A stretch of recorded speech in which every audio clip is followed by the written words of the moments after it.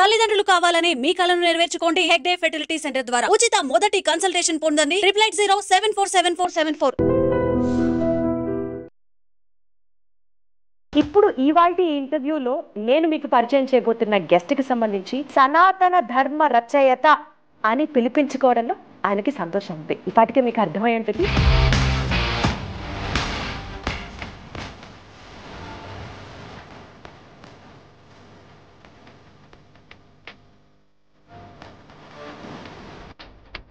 ఒకప్పుడు మీరు ఇండస్ట్రీకి ఇచ్చిన హిట్లు ఎవరు ఇవ్వకపోయి ఉండొచ్చు బహుశా. సడన్ గా ఎందుకు ఇండస్ట్రీలో మీరు యాక్టివ్ గా లేరు? మీ సినిమా చూశానండి, అది డిజాస్టర్ ఫ్లాప్ అయింది, కానీ చాలా చాలా బాగుంది గురుగారు. అసలు అదరగొట్టేశారు గురుగారు. ఒక స్క్రిప్ట్ బాగున్నా బాగోపోయినా కూడా అబ్బాయి ఏమి రాశారండి. ఇందిరా సినిమా మీదే, దానికంటే ముందు రిలీజ్ అయిన నరసింహనాయుడు కథ మీదే. ఈ రెండు సినిమాలు సీన్ టు సీన్ కంపేర్ చేస్తే చిన్నకృష్ణ గారు ఒకటేలా ఉంది కదా. అజ్ఞానంతో మాట్లాడే మాటలు కొంతమంది మాట్లాడవచ్చు, పాపం వాళ్ళని జ్ఞానవంతులు చేయటమే నా ఉద్దేశం. కాబట్టి ఇందిరా సినిమా తర్వాత నెక్స్ట్ ఏ హీరోకి రాస్తారా కథ అని అనుకుంటే అప్పుడు ఇండస్ట్రీకి కొత్తగా పరిచయం అవుతున్నటువంటి అల్లు అర్జున్ గారికి మీరు కథ ఎందుకు రాయాల్సి వచ్చింది? చిరంజీవి గారికి కానివ్వండి, రజనీకాంత్ గారికి కానివ్వండి, మీకు యావరేజ్ అయినా కూడా డబ్బు ఒక 60% వచ్చేస్తుంది. ఫ్లాప్ అయితే మినిమం 40% వస్తుంది. ఒక కొత్త హీరోని పోర్ట్రేట్ చేయడం అంటే రాఘవేంద్రరావు గారు ఆయన నాతో ఏమన్నారంటే, నా వందో సినిమా నాకు చాలా నర్వస్గా ఉంది అని 3 హీరోలతో కథ చేయమని నన్ను అడిగారు. శ్రీ చిరంజీవి గారు, శ్రీ వెంకటేష్ గారు, శ్రీ నాగార్జున గారు. ఆ టైటిలే త్రివేణి సంగమం.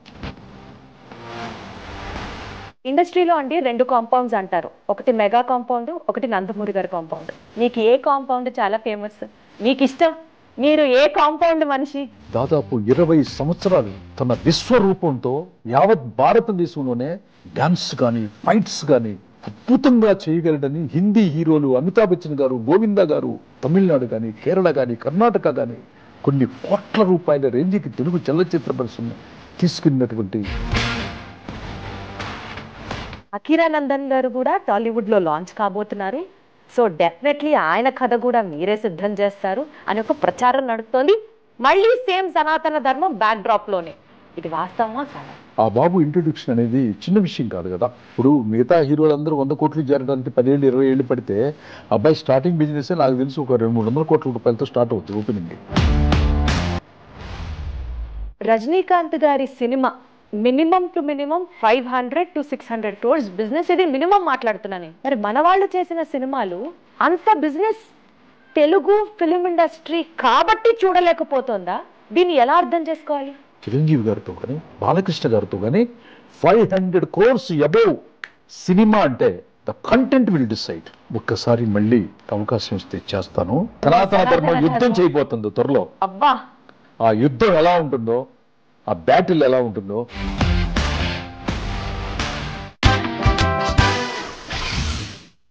అందరికీ నమస్కారం. కొంతమందికి ఒక సబ్జెక్ట్ పట్ల ఆసక్తి ఎక్కువగా ఉంటుంది. సరే, డైరెక్ట్గా పాయింట్లోకి మాట్లాడదాం. ఒక్కొక్క రచయితకి ఒక్కొక్క ఆలోచన విధానం ఉంటుంది. తనకి సంబంధించినంత వరకు ఒకళ్ళు లవ్ స్టోరీస్ ఎంటర్టైన్ చేస్తారు, ఒకళ్ళు స్పిరిచువల్ స్టోరీస్ ఎంటర్టైన్ చేస్తారు, కొంతమంది కామెడీ జానర్ని ఎంజాయ్ చేస్తారు. ఇట్లా ఒక్కొక్కళ్ళకి ఒక్కొక్క టేస్ట్ ఉంటే, ఇప్పుడు ఇవాల్టి ఇంటర్వ్యూలో నేను మీకు పరిచయం చేయబోతున్న గెస్ట్కి సంబంధించి ఆయన కథ చుట్టూ సనాతన ధర్మం అనే ఒక పిల్లర్ స్ట్రాంగ్గా ఎస్టాబ్లిష్ అవుతుంటుంది. ఇలా చెప్పడం కన్నా కూడా ఆయన ఆలోచన విధానాలే సనాతన ధర్మాన్ని బేస్ అయ్యి దాని చుట్టూ తిరుగుతూ ఉంటాయి. ఇంకాస్త డీటెయిల్డ్గా చెప్పాలంటే సనాతన ధర్మ రచయిత అని పిలిపించుకోవడంలో ఆయనకి సంతోషం ఉంది. ఇప్పటికే మీకు అర్థమై ఉంటుంది. Let me take the privilege, let me introduce you Chinni Krishna గారు, సనాతన ధర్మ రచయితగా. నమస్తే చిన్ని కృష్ణ గారు. నమస్తే అమ్మా. ఎలా ఉన్నారు? గుడ్. చిన్ని కృష్ణ గారు, ఈ ఎపిసోడ్ చేయడానికి ఒక ముఖ్య ఉద్దేశం, మీతో డిస్కస్ చేసినట్లుగా ఒక సిరీస్ ఆఫ్ ఎపిసోడ్స్ని మనం స్టార్ట్ చేస్తున్నాము. సో ఆ సిరీస్ మీతో చేయడం, ఒక టాక్ షో మీతో చేయడం అది సామాన్యమైన విషయం కాదు, చిన్న విషయం కాదని నాకు తెలిసిన డెఫినెట్లీ ఆడియన్స్ ఎంజాయ్ చేస్తారు అన్న ఒక గట్ ఫీలింగ్తో ఫస్ట్ ఎపిసోడ్ కంప్లీట్గా ఇప్పటి వరకు మీరు చేసిన సినిమాలు, మధ్యలో గ్యాప్ సంగతి ఏంటి, అసలు మీ గురించి ఇంకాస్త లోతుగా తెలుసుకునే ఒక చిన్న ప్రయత్నం. So to start with sir, ఒకప్పుడు మీరు ఇండస్ట్రీకి ఇచ్చినన్ని హిట్లు అసలు దాని గురించి అదొక ఎగ్జాగరేటెడ్ వర్షన్లా చెప్పచ్చు, ఎవరు ఇవ్వకపోయి ఉండొచ్చు బహుశా. ఆ మాట అనడం కన్నా మీరు చూసినన్ని హిట్స్ పక్కన పెడితే సడన్గా ఎందుకు ఇండస్ట్రీలో మీరు యాక్టివ్గా లేరు? యాక్టివ్గా ఉండటం అంటే 2014 నుంచి ఇప్పటి వరకు నేను నా కుటుంబం కోసం, నా పిల్లల గోల్స్ రీచ్ అవ్వటం కోసం తండ్రి అవసరం, తండ్రి పాత్ర ఎంత ముఖ్యమో అర్థమయ్యి, సో నా పెద్ద కొడుకు న్యూయార్క్లో ఇప్పుడు ఒక పెద్ద ఇంజనీర్గా, సివిల్ ఇంజనీర్గా ఒక పెద్ద ప్రాజెక్టు న్యూయార్క్లో ఉన్నటువంటి డ్యామ్ వర్క్ చేస్తున్నాడు ఒక కంపెనీ పెట్టి. సో ఆ తర్వాత నా పెద్ద కూతురు ఇంజనీర్ పల్లవి, సో తను వివాహం చేయాల్సి వచ్చింది. సో దాంట్లో తను ఉన్నతమైన స్టేజ్కి వెళ్ళి దాంట్లో ఒక 1.5 year అయిపోయింది. ఆ తర్వాత నా రెండో కూతురు కూడా ఇప్పుడు డెల్లాస్లో ఉంది, ఊర్మిళాదేవి. ఓకే, తను సెటిల్ అయింది. సో నా కొడుకు, రెండో కొడుకు, పెద్ద కొడుకు పేరు చిరంజీవి, రెండో కొడుకు పేరు బద్రీనాథ్. సో వాడు కూడా ఆర్టిఫిషియల్ ఇంటెలిజెన్సీ కంప్లీట్ చేసి వాడు కూడా యూఎస్ వెళ్తున్నాడు. వాడు ప్యాకప్ అవడం, నెక్స్ట్ మళ్ళీ ఒక మంచి కంటెంట్లతో ఇండస్ట్రీకి ఇన్నాళ్ళు దూరంగా ఉన్న నేను మళ్ళీ వచ్చి ఏం చెప్పాలనుకుంటున్నాను, ఏమి చెప్పబోతున్నాను అనేది భవిష్యత్తులో ఆంధ్ర రాష్ట్రం కాదు, యావత్ భారతదేశం, యావత్ ప్రపంచం కూడా అతి త్వరలో చూడబోతుంది. చిన్ని కృష్ణ గారికి లౌక్యం లేదు, మనసులో ఆయన ఏమనుకుంటే అది బయటికి మాట్లాడేస్తారు. అదే కాబోలు మనుషుల మధ్యలో, అంటే ఆయనని దూరం చేసుకోవడానికి మనుషులు కాస్త దూరం పెట్టారు అని ఒక మాట నడుస్తుంది. దానికి మీరు ఏం చెప్తారు? లౌక్యం అనేది ఎవరితో ఎలా మాట్లాడాలి, ఎలా బిహేవ్ చేయాలి అనే దాంట్లో ఒక పెద్ద అబద్ధం ఉంది. ఆ అబద్ధం ఏంటంటే, ఏమండి మీ సినిమా చూశానండి, అది డిజాస్టర్ ఫ్లాప్ అయి ఉంటుంది, కానీ చాలా చాలా బాగుంది గురుగారు, అసలు అదరగొట్టేశారు గురుగారు, నటన అదిరిపోయింది గురుగారు అని హీరోల్ని, ఏంటి నిర్మాతల్ని, సినిమా బాగోపోయినా కూడా పొగట్టాలు, లేకపోతే ఒక స్క్రిప్ట్ బాగున్నా బాగోపోయినా కూడా అబ్బా ఏమి రాశారండి. నిన్న ఏదో ఎప్పుడో పేర్లు అనవసరం, ఒక రచయిత మా ఇంటికి వచ్చాడు, ఒక ఫ్లాప్ ఇచ్చిన ఒక దర్శకురాలు మా ఇంటికి వచ్చింది, అసలు అతని సినిమానే చూడలేదనమాట. అమ్మ నీ సినిమా గురించి విన్నాను తల్లి, ఎంత బాగా మాట్లాడుకుంటున్నారంటే అమెరికాలో ఆ రోజు నేను అన్నట్టు స్టార్ట్ చేస్తున్నాడు. ఆ అమ్మాయి చాలా సాటిస్ఫాక్షన్ అయిపోయిందనమాట. కానీ ఆ అమ్మాయి వచ్చింది నా దగ్గరికి ఎందుకు వచ్చిందంటే, ఆ ఎక్స్ అనే గర్ల్, సార్ నేను జీవితంలో అట్టర్ ఫ్లాప్ ఇచ్చాను, దానికి కారణం నాకు స్క్రిప్ట్ తెలియకపోవటం, మీరు నాకు స్క్రిప్ట్ నేర్పించండి అని నా దగ్గరికి వచ్చి ప్రాధేయపడి కన్నీరు పెట్టుకుంది. ఆ అమ్మాయికి స్క్రిప్ట్ నేర్పించే ప్రాసెస్లో ఇతను వచ్చి పొగుడుతున్నాడు. సో నేను ఆ అమ్మాయికి తిట్టి క్లాస్ చెప్తున్నాను, అతను పొగుడుతున్నాడు. ఇప్పుడు అట్లాంటి లౌక్యం భగవద్గీతలో చెప్పిన అన్నిటికంటే నా తల్లి జీవితంలో చచ్చిపోయేంత వరకు కూడా అబద్ధం మాత్రం ఆడొద్దు అని చెప్పింది. సో అబద్ధం ఆడకపోవటమే లౌక్యం లేదు అనుకుంటే నేనుంటేనే సినిమా హిట్లు అవుతాయి అని కాదు కదా. నేను పని చేయకపోయినా కూడా నేను ఆ సంస్థల్లో పనిచేసి మళ్ళీ తర్వాత కూడా చాలా పెద్ద పెద్ద హిట్లు వచ్చాయి, ఇండస్ట్రీ చాలా హ్యాపీగాను ఉందన్నమాట. అబద్ధం ఆడబోను అన్నది నా క్యారెక్టర్. అద్భుతం, దట్స్ ఆల్. అద్భుతం. ఇంద్రా సినిమా మీదే, దానికంటే ముందు రిలీజ్ అయిన నరసింహనాయుడు కథ మీదే. నరసింహనాయుడు కథ చూసిన తర్వాత ఆ సినిమాని జనాలు యాక్సెప్ట్ చేశారు, block buster hit, super duper hit. Cut చేస్తే ఇంద్రా సినిమా. ఈ రెండు సినిమాలు సీన్ టు సీన్ కంపేర్ చేస్తే చిన్ని కృష్ణ గారు ఒకటేలా ఉంది కదా అని అనిపిస్తే, ఇంద్రా సినిమా తీసేటప్పుడు మీకు ఆ భావన కలగలేదా? అనిపిస్తే అన్న దగ్గర ప్రశ్న ఉంది.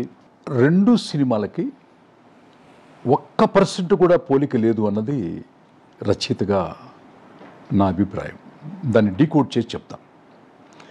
ఏంటంటే నరసింహనాయుడు సినిమా ఒక ఊర్లో, ఒక గ్రామంలో ఒక దైవానికి జరిగినటువంటి ఒక అవమానం. భగవంతుణ్ణి అవమానిస్తాడు ఒక దుర్మార్గుడు. ఒక ఊరేగింపు వెళ్తుంటే ఆ ఉత్సవ విగ్రహాన్ని అందరూ దండం పెట్టుకుంటూ ఇంట్లో నుంచి, వీధుల్లో నుంచి బయటకు వచ్చి ఆ ఊరేగింపులో పాల్గొని తిరుగుతూ ఉంటున్నప్పుడు ఒక దుర్మార్గుడు, ఒక చెడ్డవాడు, ఆ గ్రామంలో ఉన్నటువంటి ధనవంతుడు, ఫ్యాక్షనిస్టు వాళ్ళ భార్యలందరూ బయటికి వెళ్తుంటే ఆ ఉత్సవ విగ్రహాన్ని లోపల తీసుకురమ్మంటారు అంటాడు. భగవంతుడినే తన కాళ్ళ దగ్గరికి రమ్మంటాడు. ఊరు ప్రజలు వద్దంటారు. కానీ ఆ యొక్క టెంపుల్ని నిర్వహించే బాధ్యతలు కె. విశ్వనాథ్ గారు ఒక పెద్ద పాత్ర అనమాట. ఆయన మాత్రం గొడవద్దు అని చెప్పని తీసుకుని లోపలికి వస్తాడు, అవమానపరుస్తాడు. సో దీని నుంచి ఈ అరాచకాన్ని, భగవంతుడినే తన కాళ్ళ దగ్గరికి తీసుకొచ్చినటువంటి ఇట్లాంటి నీచుడు, నికృష్టుడు, దుర్మార్గుడు ఉన్న ఈ ప్రాంతాన్ని, వాడి వైలెన్స్ని అరకట్టాలంటే ఇంటికి ఒకడు సాక్రిఫైస్ చేయాలి. పుట్టలేదనుకోండి, వాడి మీద గొడవ ఎందుకు వెళ్తారు? అసలు పుట్టలేదనుకోండి, సరిపోతుంది.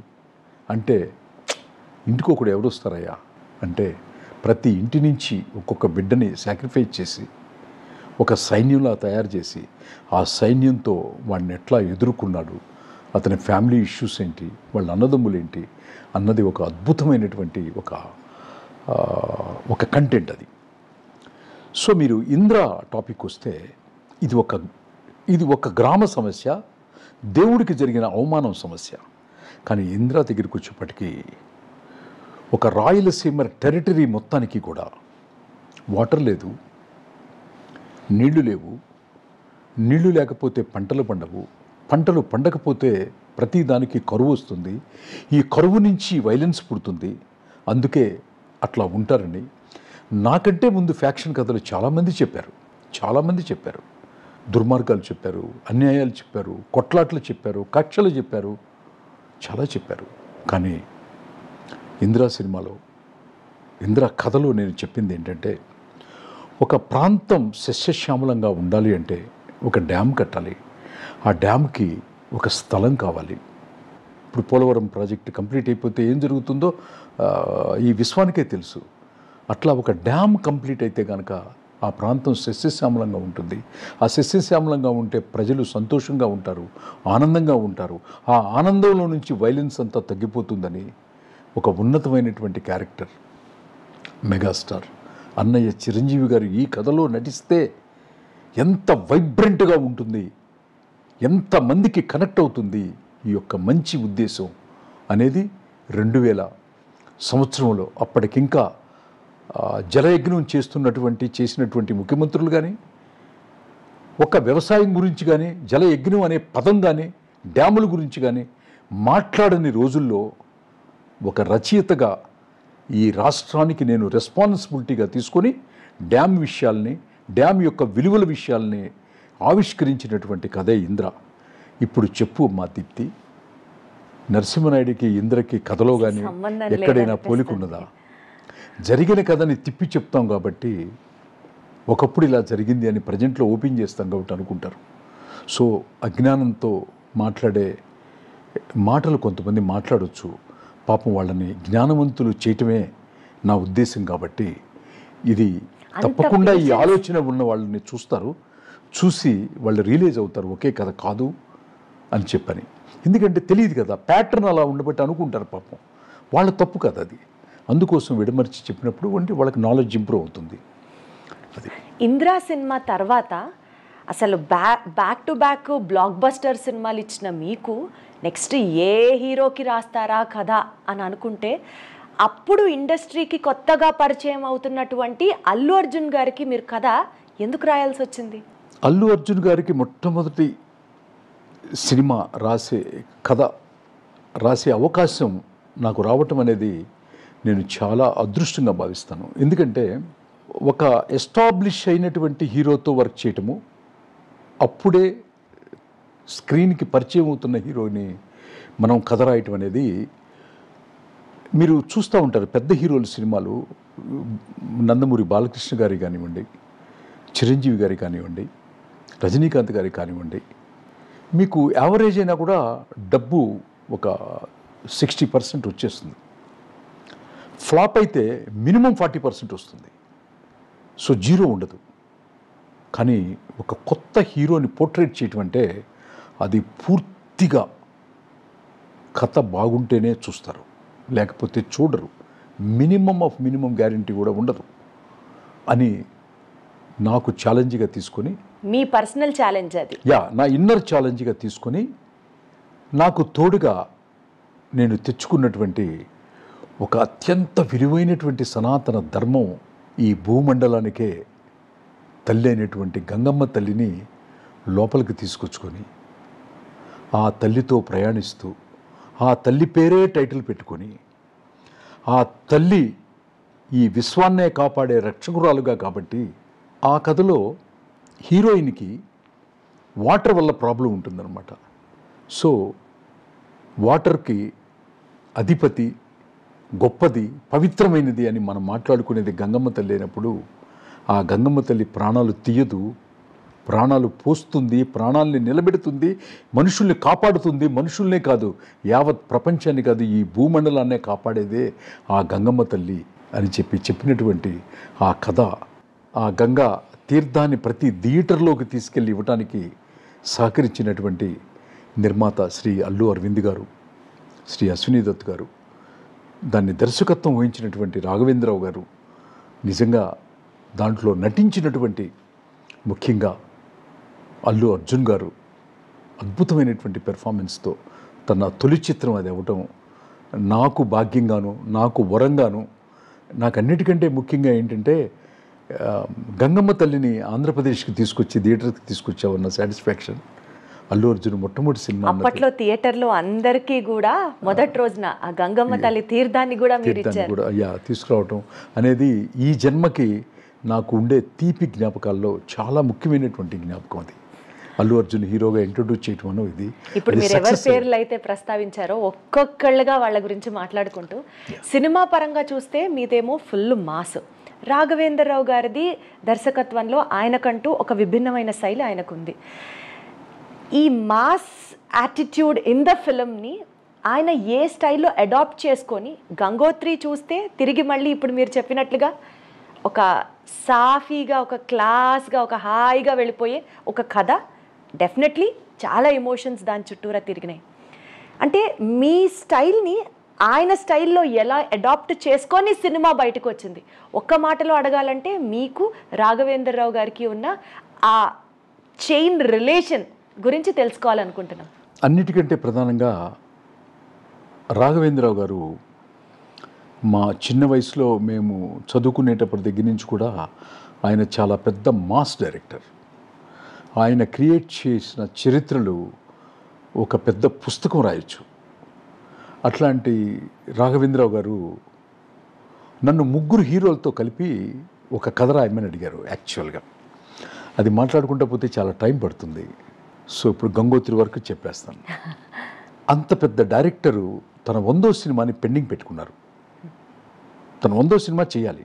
ఆయన నాతో ఏమన్నారంటే, తమిళ్లో ఒక డైరెక్టర్ గారి పేరు చెప్పారు, కేరళలో ఒక డైరెక్టర్ గారి పేరు చెప్పారు. వాళ్ళు కూడా 100వ సినిమా చేసిన వాళ్ళు. తెలుగులోనూ ఒక డైరెక్టర్ గారి పేరు చెప్పారు, 100వ సినిమా డైరెక్టర్లు చేసిన వాళ్ళు. సో వాళ్ళవి సరిగా ఆడలేదు చిన్ని కృష్ణ, చాలా పెద్ద ఫ్లాప్ అయినాయి. సో నాకు భయంగా ఉంది నా 100వ సినిమా, నాకు చాలా నర్వస్గా ఉంది అని ముగ్గురు హీరోలతో కథ చేయమని నన్ను అడిగారు. శ్రీ చిరంజీవి గారు, శ్రీ వెంకటేష్ గారు, శ్రీ నాగార్జున గారు. చేసి చెప్పాను ఆయనకి. ఆ టైటిలే త్రివేణి సంగమం. అక్కడ కూడా మన సనాతన ధర్మం ఇప్పుడు మళ్ళీ కుంభమేళ జరిగిన ప్లేస్. 22 సంవత్సరాల క్రితం రాఘవేంద్రరావు గారు నాకు ఒక పెద్ద డబ్బు అడ్వాన్స్ ఇచ్చి ఈ మహాకుంభ గురించి ఆ రోజుల్లో నేను రాసినటువంటి కథే త్రివేణి సంగమం. చాలా బాగా నచ్చింది డైరెక్టర్ గారికి. అద్భుతం. ముగ్గురు హీరోలు కలయిక, ఇండివిజువల్ క్యారెక్టరైజేషన్స్, వాళ్ళ ముగ్గురు కలిసిన తర్వాత చేయబోయే పని అన్నీ చాలా బాగా నచ్చినాయి. అది ఎందుకో మిస్ఫైర్ అయింది. సో మిస్ఫైర్ అయినంత మాత్రాన ఆయన ఏమన్నారంటే నాతో, పర్వాలేదు చిన్ని కృష్ణ, నువ్వు నిమ్మకాయ మీద కథ రాయి, నేను తీసేస్తాను, నువ్వు దేని మీదైనా రాయి, నేను తీస్తాను అన్నారు. అంత పెద్ద దర్శకుడు ఆ మాట అంటే నాకు ఎప్పటి నుంచో అల్లు అర్జున్ నా మనసులో వాళ్ళ ఫ్యామిలీతో నేను చాలా దగ్గరగా ఉండటం కానివ్వండి, లేకపోతే ఇందిరా చేసినప్పుడు దగ్గర నుంచి అరవింద్ గారి ఇంట్లో, అక్కడ చెన్నైలో, ఇక్కడ చిన్నప్పటి నుంచి చూసి పెరగడం, ఇవన్నీ ఎక్కడో అల్లు అర్జున్ని దృష్టిలో పెట్టుకుని గంగోత్రి రాయటం జరిగింది. కథ ఓకే అయిపోయి చెప్పిన తర్వాత హీరోని నేనే రివీల్ చేసి, నేనే డైరెక్టర్ గారికి నా కూతురు పల్లవి నాయుడు పుట్టినరోజు తాజ్ బంజారా హోటల్లో గ్రాండియర్గా సెలబ్రేట్ చేసి, అక్కడ చిరంజీవి గారు, బాలకృష్ణ గారు, ప్రకాష్ రాజ్ గారు, పరచూరి బ్రదర్స్, అశ్విని దత్ గారు, అల్లు అరవింద్ గారు అందరి సమక్షంలో ఆ హోటల్లో కింద నా రూమ్లో అల్లు అర్జున్ని 414లో పెట్టి ఎవరు హీరో అన్న క్యూరియాసిటీని బ్రేక్ చేసిన రోజు. ఎవరో ఎందుకండి, మన అరవింద్ గారు అబ్బాయి అర్జున్ని పరిచయం చేద్దామని నేను పిలిచి పరిచయం చేస్తే, ఆ తర్వాత చీర్స్ జరిగింది, ఆ తర్వాత పెద్ద గ్రాండియర్గా పెద్ద సెలబ్రేషన్ జరిగిందనమాట. అది నాకు నా జీవితంలో ఇప్పటికీ మరుపురాని ఒక సంఘటన, ఇన్సిడెంట్. నా పెద్ద కూతురు పల్లవి నాయుడు పుట్టినరోజున అల్లు అర్జున్ని హీరోగా రాఘవేంద్రరావు గారికి పెట్టి అక్షింతలు ఇచ్చి ఆశీర్వదింపజేసి ఆ తర్వాత పార్టీ చేసుకున్నాం.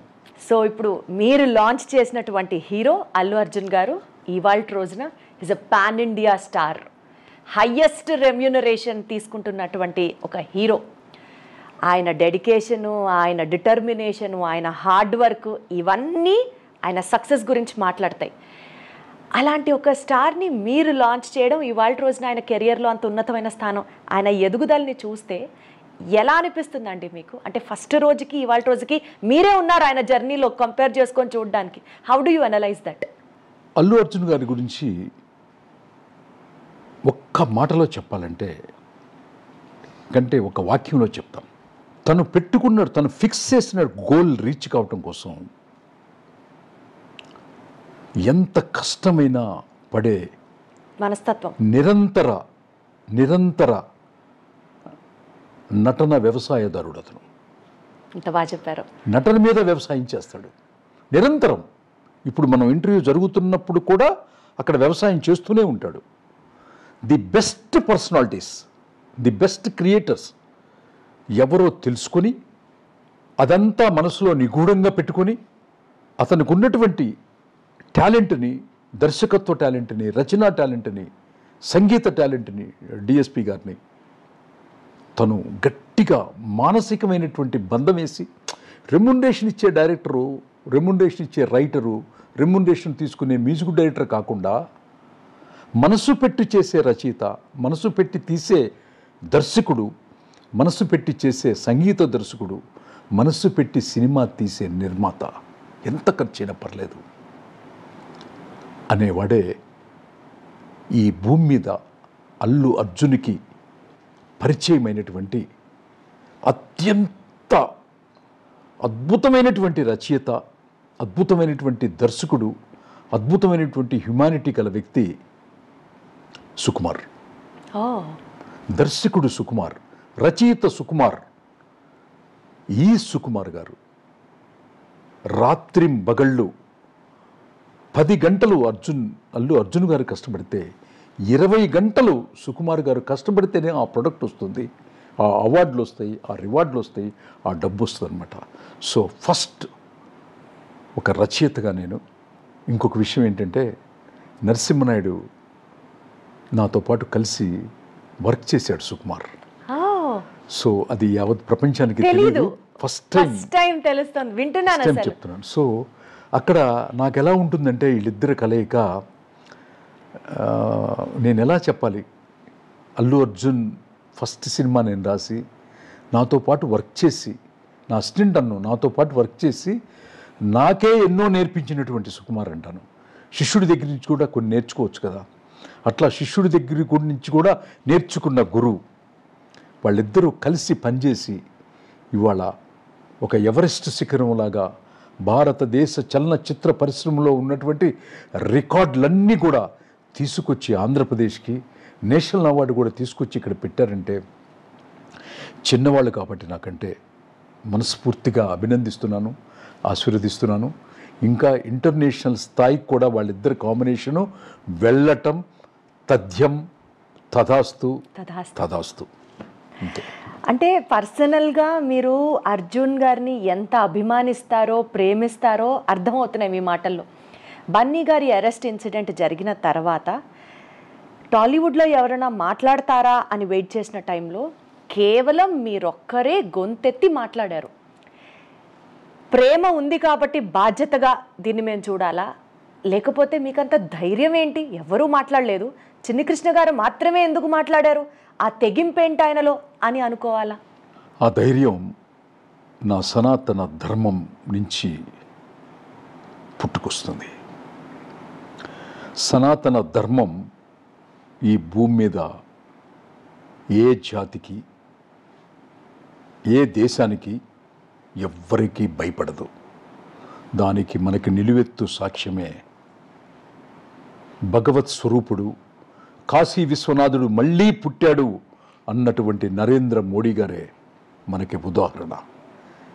యావత్ ప్రపంచం తన వంక చూపించుకుంటూ ఒక్క వ్యాపార లైసెన్స్ లేకుండా ఒక్క టీ స్టాలు నడిపినటువంటి ఒక వ్యక్తి యావత్ విశ్వానికి కూడా మంచి మానవత్వం, ధర్మం అనేవి చెప్పటానికి పూనుకున్నాడు అంటే ఎంత ధైర్యం ఉండాలి అని ప్రపంచం ఆలోచించింది. సో ధర్మాత్ముడికి ధైర్యం కొత్తగా తెచ్చుకోవాల్సిన పని లేదు, అది ఇన్బిల్ట్గా ఉంటుంది. పవన్ కళ్యాణ్ గారికైనా నరేంద్ర మోడీ గారికైనా అది. సో ఇండస్ట్రీలో అంటే 2 కాంపౌండ్స్ అంటారు, ఒకటి మెగా కాంపౌండ్, ఒకటి నందమూరి గారి కాంపౌండ్. ఇద్దరి కాంపౌండ్స్లో సమానమైన యాక్సెస్ ఎవరికైనా ఉందా అంటే అది చిన్న కృష్ణ గారికే. బట్ పర్సనల్గా తెలుసుకోవాలని అడుగుతున్నాను, మీకు ఏ కాంపౌండ్ చాలా ఫేమస్, మీకు ఇష్టం, మీరు ఏ కాంపౌండ్ మనిషి? నేను నందమూరి తారక రామారావు గారు నేను చదువుకునేటప్పుడు నా పుస్తకాల మీద అట్టల్లో కానీ సర్దార్ పాపారాయుడు, కొండవీటి సింహం, జస్టిస్ చౌదరి, బొబ్బులి పులి, ఇవన్నీ కూడా మా ఇంట్లో నా రూమ్లో అన్నీ కూడా అన్నం పెట్టి అతికించుకునేవాడిని చిన్నప్పుడు. సో నేను ఆయన అభిమానిని. సో ఎందుకో తెలీదు, ఆయన్ని అభిమానించిన నాకు నా భగవంతుడు నా మొట్టమొదటి సినిమా తెలుగులో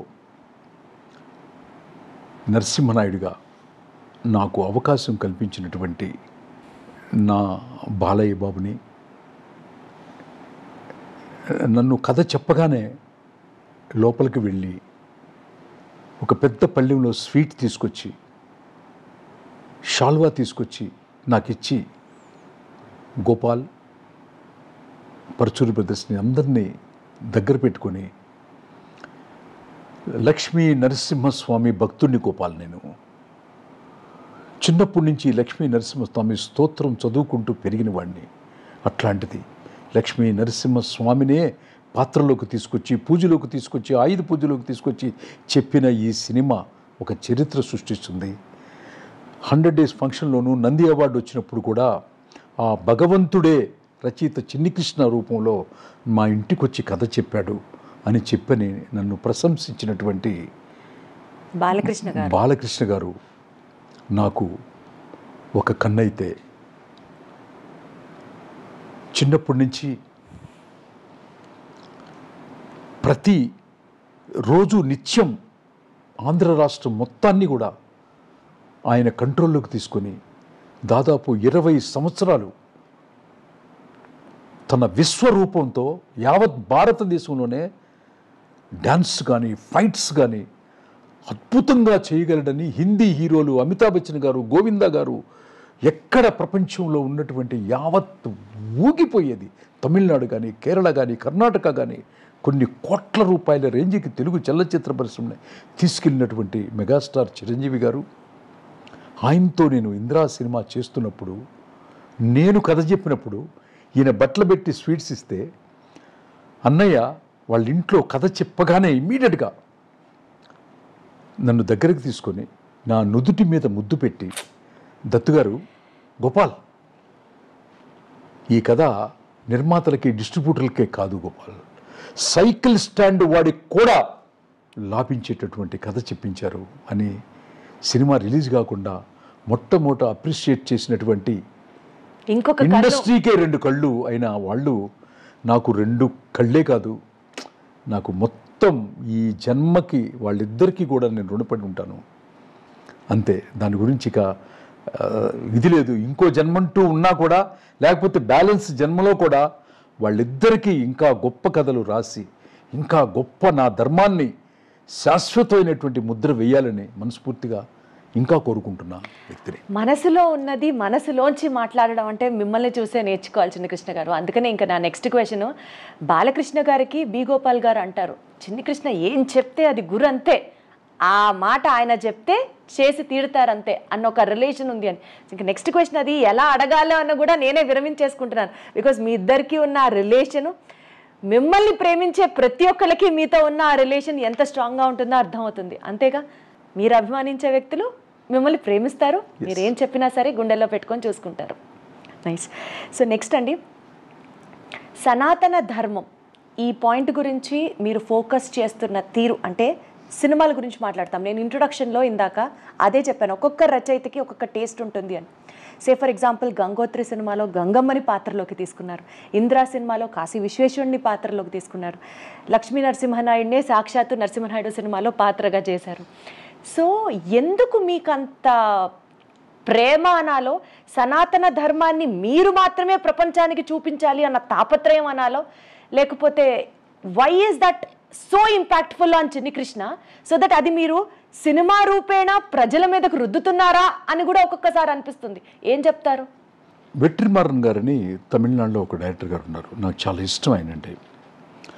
ఆ తర్వాత తెలుగులో ఆర్ నారాయణమూర్తి గారు ఉన్నారు. పరుచూరి బ్రదర్స్ ఇనిషియల్ స్టేజ్లో ఉండే పరుచూరి గోపాలకృష్ణ గారి భుజం మీద ఇప్పటికీ కూడా ఎర్ర కండవా ఉంటుంది, ఎర్ర షాల్ ఉంటుందన్నమాట. వాళ్ళ డిఎన్ఏలో కమ్యూనిజం భావాలు ఉంటాయి.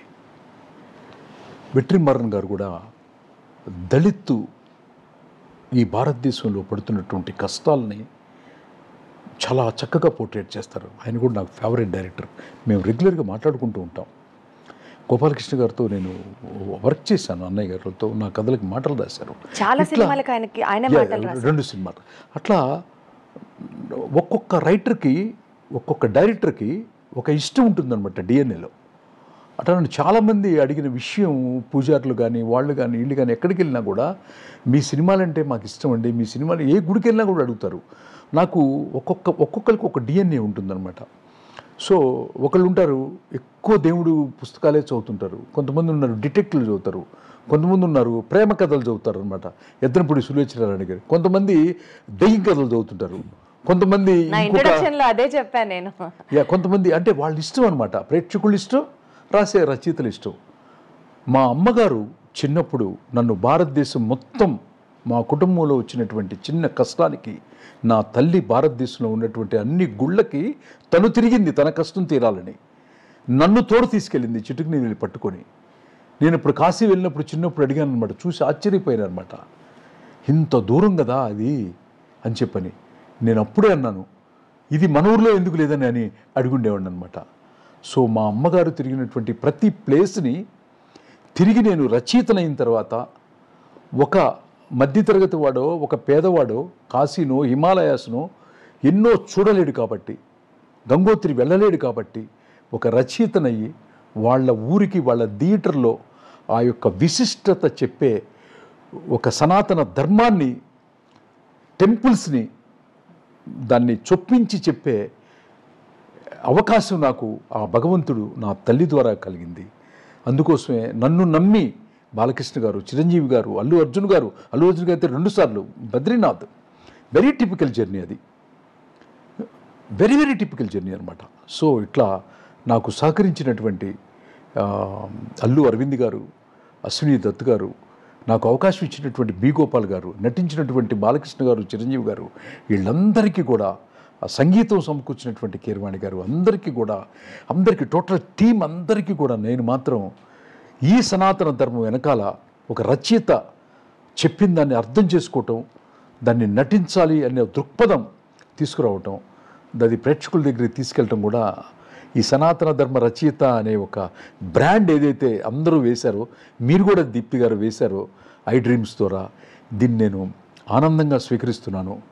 ఓకే, పవన్ కళ్యాణ్ గారు మొన్న తిరుపతిలో మాట్లాడారు సనాతన ధర్మం గురించి.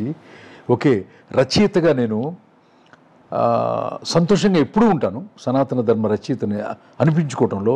కానీ పవన్ కళ్యాణ్ గారు మొన్న తిరుపతిలో మాట్లాడిన తర్వాత సనాతన ధర్మ హీరో గర్వపడిపోయి నాకు రోమాంచితం అయిపోయింది అనమాట.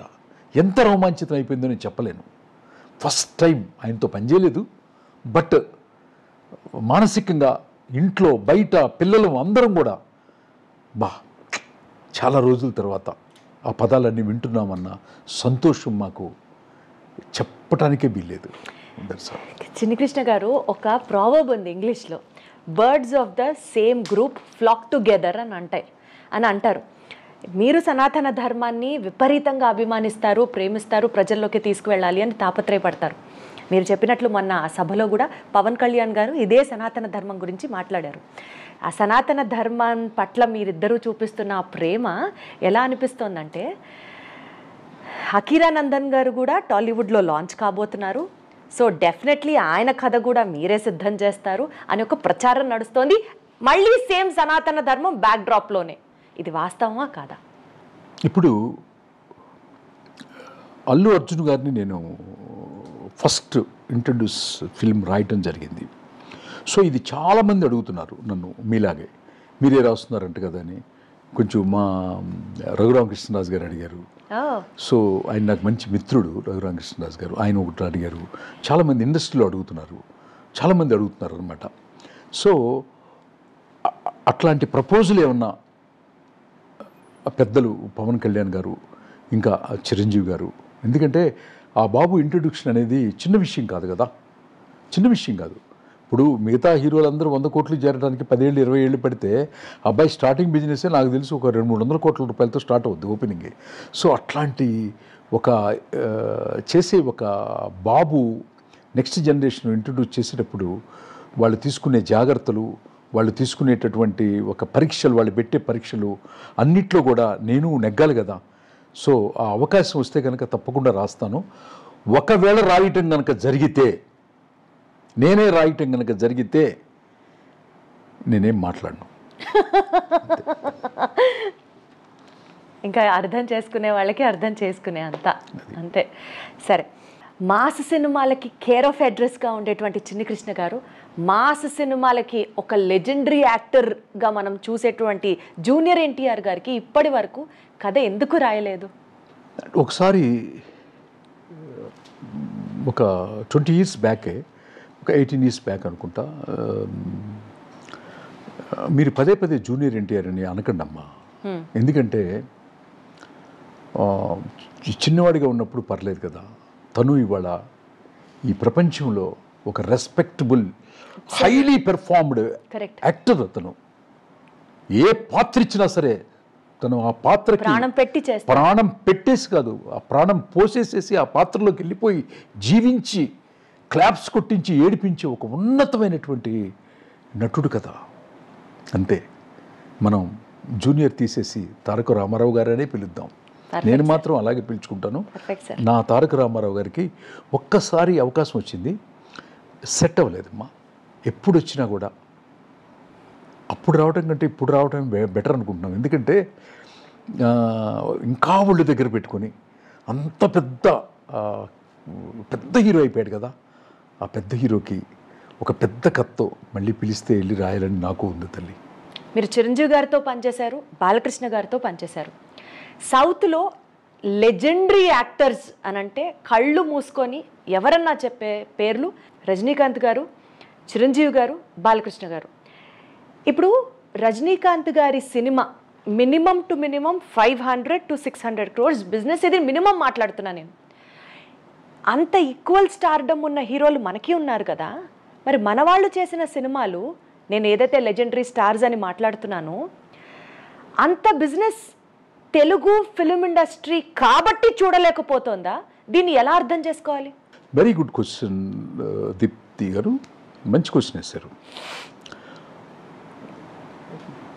ఏజ్ గ్రూప్ కొంచెం అటు ఇటు ఉన్నా కూడా ఈక్వల్ హీరోలు రజనీకాంత్ గారు, చిరంజీవి గారు, బాలకృష్ణ గారు, దాంట్లో ఎట్లాంటి సందేహం లేదు. కానీ ఆయన ఎందుకు 500 crores మినిమంలో ఎప్పుడు 400 to 500 crores ఉంటారు, ఇక్కడ ఎందుకు లేదనేది దానికి కారణం మాత్రం మనం డీకోడ్ చేస్తే కనుక, ఆ టాపిక్ని కనుక చాలా డీకోడ్ చేసి లోపలికి వెళ్ళి కనుక మనం కనుక ఎక్కువ అన్వేషణ చేస్తే మాత్రం ఒక రచయితగా నేను చెప్పేది ఏంటంటే టోటల్ రెస్పాన్సిబిలిటీ అక్కడ రజనీకాంత్ గారిది కాదు, ఇక్కడ చిరంజీవి గారిది కాదు, బాలకృష్ణ గారిది కాదు. నటించటంలో వాళ్ళు పరాకాష్ట, వాళ్ళకిచ్చిన పాత్రని వాళ్ళు 100% ఆవిష్కరిస్తారు. అది నరసింహనాయుడు కానీ, సింహ కానీ, లెజెండ్ కానీ, అఖండ కానీ, చిరంజీవి గారికి ఖైదీ కానీ, ఇంద్ర కానీ, ఘరానా మొగుడు కానీ, ఆయన వాట్ నాట్ ఠాగూర్ కానీ, వినాయక్ గారిది మొన్న వచ్చినటువంటి ఖైదీ నెంబర్ 150 కానీ ఎప్పుడు ఎక్కడ ఆవిష్కరించలేదు. నాట్యాల్లో ఆవిష్కరించలేదా, డైలాగుల్లో చేయలేదా, లేకపోతే యాక్షన్ సీక్వెన్స్లో చేయలేదా? ఎట్టి పరిస్థితుల్లో టాప్ నెంబర్ 1గా చేసే హీరోలు ఇద్దరు కూడా, చిరంజీవి గారు, బాలకృష్ణ గారు ఎక్కడ 0.01% కూడా తక్కువ కాదు. కానీ చేస్తున్న తప్పులు అంతా కూడా దీనికి కారణం దర్శకులు, రచయితలు. మనం ఇచ్చే కంటెంట్ ఎప్పుడు కూడా ఆ రేంజ్కి తీసుకెళ్ళిపోతుంది అనమాట. చిరంజీవి గారితో కానీ, బాలకృష్ణ గారితో కానీ 500 crores అబోవ్ సినిమా అంటే the content will decide, that's all. ఒక్కసారి మళ్ళీ అవకాశం వస్తే చేస్తాను. ఎవరు ఏంటో థియేటర్లో రెవెన్యూస్ వచ్చిన తర్వాత మాట్లాడుకుందాం. సనాతన ధర్మం హిట్ రూపంలో వస్తుంది. ఆ ధర్మం ఏం చేయబోతుందో ఇంకొక రౌండ్ వస్తే కానీ తెలుస్తుంది. బట్ 100% రచయితల తప్పు అంటాను, దర్శకులదే తప్పు అంటాను తప్పితే వాళ్ళ తప్పు మాత్రం 1% కూడా లేదు.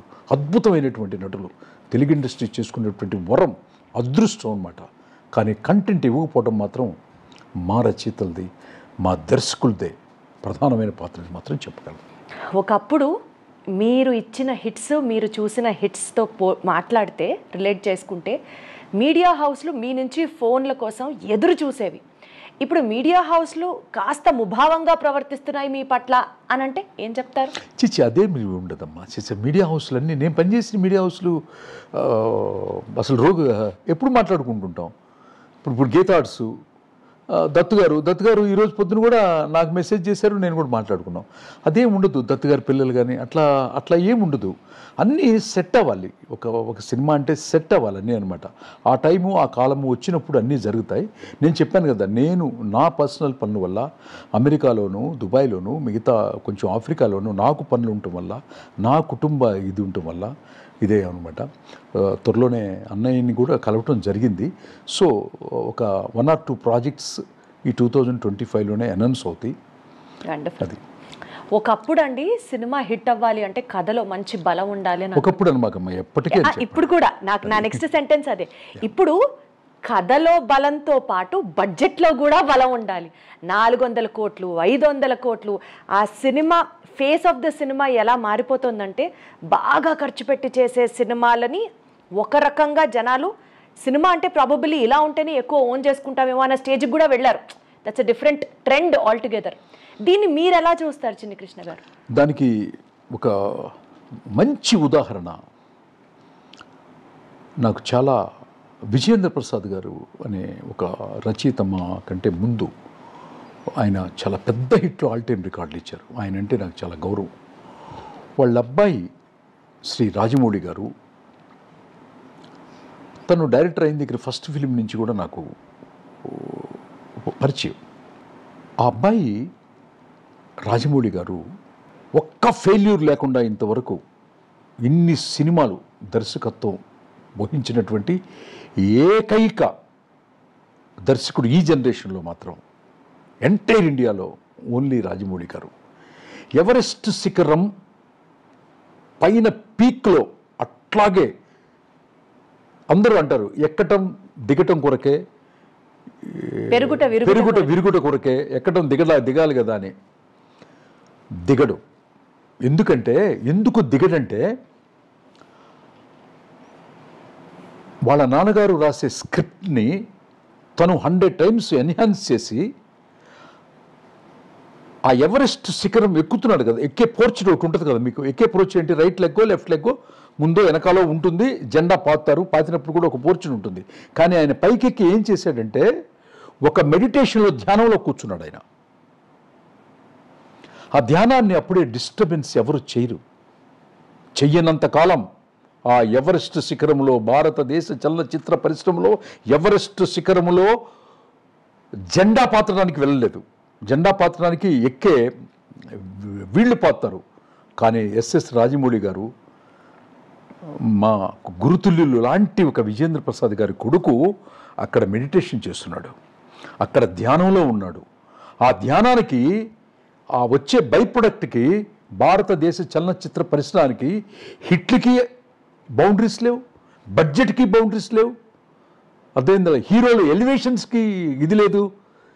తనతో పాటు తీసుకెళ్ళినటువంటి హీరోల్ని ఎక్కడ పెట్టాడు, నిర్మాతల్ని ఎక్కడ పెట్టాడు, తను ఎక్కడ కూర్చున్నాడు అంటే మొత్తం ధ్యానం, సక్సెస్ అనే ధ్యాన సమాధిలో చక్కగా ఆస్వాదిస్తూ ఇప్పుడు కూడా ప్రపంచం మెచ్చే ప్రాజెక్టుకి పునాదులు వేసుకుంటూ ఆ ధ్యానంలో కూర్చున్నాడని నేను బిలీవ్ చేస్తాను.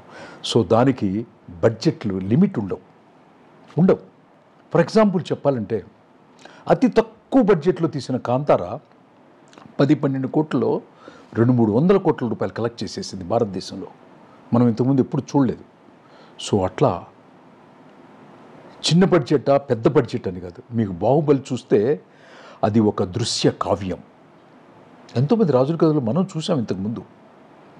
ఆ దృశ్య కావ్యానికి చెక్కటానికి తను తీసుకున్నటువంటి టైము, తను తీసుకున్నటువంటి జాగ్రత్త, తను తీసుకున్నటువంటి ప్రతి క్షణం నిద్ర మరి ఎప్పుడు నిద్రపోతాడో, మరి ఏం చేస్తాడో మాకైతే తెలియదు. కానీ ఏం చెప్పమంటారు, ఆయన గురించి నేనైతే ఓ పుస్తకం రాయమంటే పుస్తకం రాస్తాను రాజమౌళి గారి గురించి. అది ఐ లవ్ హిమ్. అలాగే రాజమౌళి గారితో పాటు మీకు బాగా నచ్చినటువంటి డైరెక్టర్లు ఇంకా ఎవరైనా ఉన్నారా చెప్పండి. అంటే ఈ తరం డైరెక్టర్ల గురించి రాజమౌళి గారి తర్వాత వచ్చిన డైరెక్టర్లో మాత్రం నాకు బాగా ఇష్టమైన, నేను రైటర్ని బాగా ఇష్టపడతాను. ఫస్ట్ సుకుమార్ గారి గురించి ఆల్రెడీ చెప్పేశాను. Correct. After that he's the mister Sukumar గారు. డైరెక్టర్గా అతను ఎక్స్ట్రీమ్ అనమాట. ఆ తర్వాత నేను బాగా ఇష్టపడే, నేను 10 సంవత్సరాల క్రితం ఒక సినిమా చూసి బాంబేలో ఉన్నటువంటి టీ సిరీస్లో ఉన్నటువంటి రాజేంద్ర అనే అబ్బాయికి ఫోన్ చేసి చెప్పాను. నాకు ఇక్కడ నూన్ షో అయింది, నూన్ షో గంగని చెప్పాను. టీ సిరీస్లో రాజేంద్ర అని ఒక జనరల్ మేనేజర్ ఉంటాడు. చెప్పాను, అతను నాకు బంధువు అవుతాడు. అతనికి చెప్పాను అనమాట, అర్జెంటుగా నువ్వు వెళ్ళి సినిమా చూడు, రిలీజ్ రోజున. చూశాడు అతను. అదే అర్జున్ రెడ్డి, అదే సందీప్ వంగ. సో ఆ అబ్బాయికి ఉన్నటువంటి పొటెన్షియాలిటీలో జస్ట్ ఒక టీజర్స్ చూశారు. ఒకటి అర్జున్ రెడ్డి, 2 యానిమల్.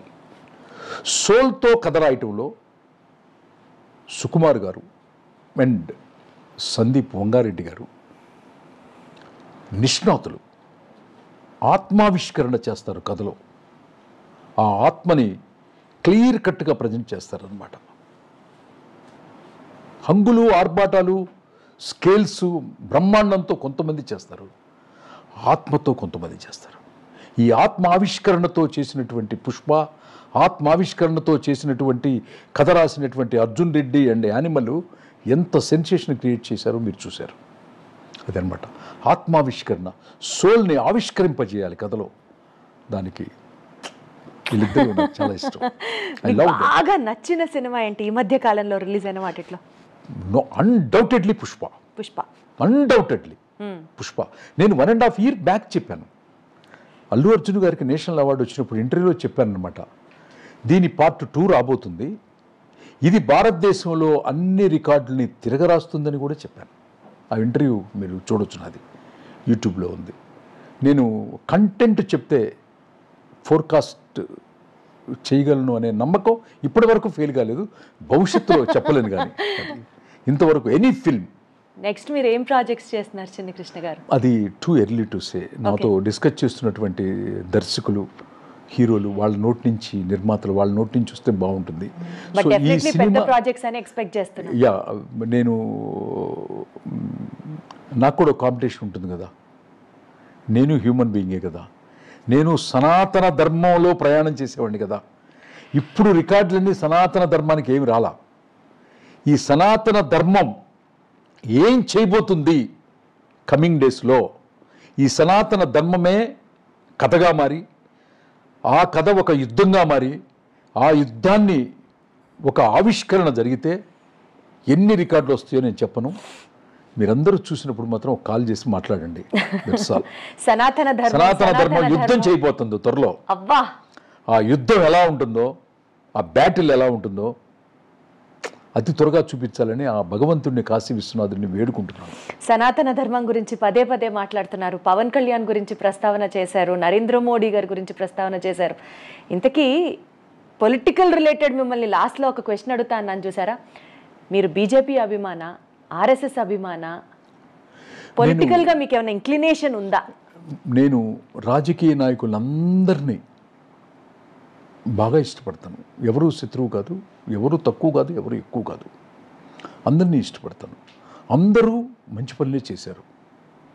కానీ నా డిఎన్ఏలో మాత్రం నేను మాత్రం ఎట్టి పరిస్థితుల్లో నాకు నా ధర్మాన్ని కాపాడే రాజకీయ నాయకులన్నా ఆ పార్టీలోనే నేను మెంబర్గా ఉంటాను కూడా. ఎందుకంటే నాకు చిన్నప్పటి నుంచి మా అమ్మ చెప్పిందే ధర్మం, మా అమ్మ చెప్పిందే ఫైనల్, అంతే. ఆ ధర్మాన్ని కాపాడేవాళ్ళంటే నాకు ఇష్టం. ఆ తర్వాత రాజకీయం అనేది సేవ కదా. సేవకి కులం మతం ఉండదు కదమ్మా. సేవ చేసేటప్పుడు సేవకులకి, రాజకీయ నాయకులు అంటే సేవకులే కదా, సేవకులకి కులం, మతం, ప్రాంతం, ధర్మం ఉండకుండా ఉండాలి. అది ఎవరైనా పెట్టుకున్నా కూడా వాళ్ళు కొంచెం తెలియదేమోనని అనుకుంటాను, తెలుసుకుంటారు. అంటే ఒక ఏజ్లో కాకపోయినా ఇంకో ఏజ్లో తెలుసుకుంటారు. కానీ అల్టిమేట్గా మాత్రం ధర్మమే కాపాడబడాలి. ఈ ధర్మం అందరినీ రక్షిస్తుంది. చిన్ని కృష్ణ గారు, దీంతో మీకు సంబంధించినంత వరకు ఒక ఇన్సైట్ జర్నీని కంక్లూడ్ చేస్తూ నెక్స్ట్ మనం చేయబోతున్న సిరీస్ గురించి మీరే ప్రేక్షకులకి ఒక చిన్న లింక్ ఇస్తే, సో దట్ నెక్స్ట్ ఎపిసోడ్ నుంచి మనం ఏం చెప్పాలనుకుంటున్నామో, మనం ఏం ప్రజెంట్ చేయాలనుకుంటున్నాము అన్న అంశానికి సంబంధించి జనాలకు ఒక క్లారిటీ వస్తుంది. And we will start it from the next episode. Yes, నేను నేను ఆ కంపెనీలో ఇంకా పనిచేయలేదు, బట్ డిస్కషన్స్ స్నేహంగా నడుస్తున్నాము. ఆ కంపెనీ ఈ భారతదేశంలోనే top number 1 company, Guinness book of the world రికార్డులో నమోదు చేసుకున్నటువంటి కంపెనీ. ఆ కంపెనీ మరేదో కాదు, సురేష్ ప్రొడక్షన్స్, రామానాయుడు స్టూడియోస్ అధినేత సురేష్ బాబు గారు. సినిమా చూసి రామానాయుడు గారు నాకు అడ్వాన్స్ ఇచ్చారు. కేబీఆర్ పార్క్ దగ్గరికి తీసుకొచ్చి ఇచ్చారు. నీతో సినిమా చేయాలి, చిరంజీవి గారితో, మా రాజాతో చేయాలని అడిగారు. అది కుదరలేదు. ఆ తర్వాత 2 సంవత్సరాల నుంచి నేను సురేష్ బాబు గారు చాలా కలిసి ఒక అన్నదమ్ముల్లాగా, ఒక నిర్మాత రచయితలా కాకుండా ఒక ఫ్రెండ్స్లా సినిమాల గురించి, కథల గురించి 2 సంవత్సరాలుగా డిస్కషన్ జరుగుతూనే ఉందన్నమాట.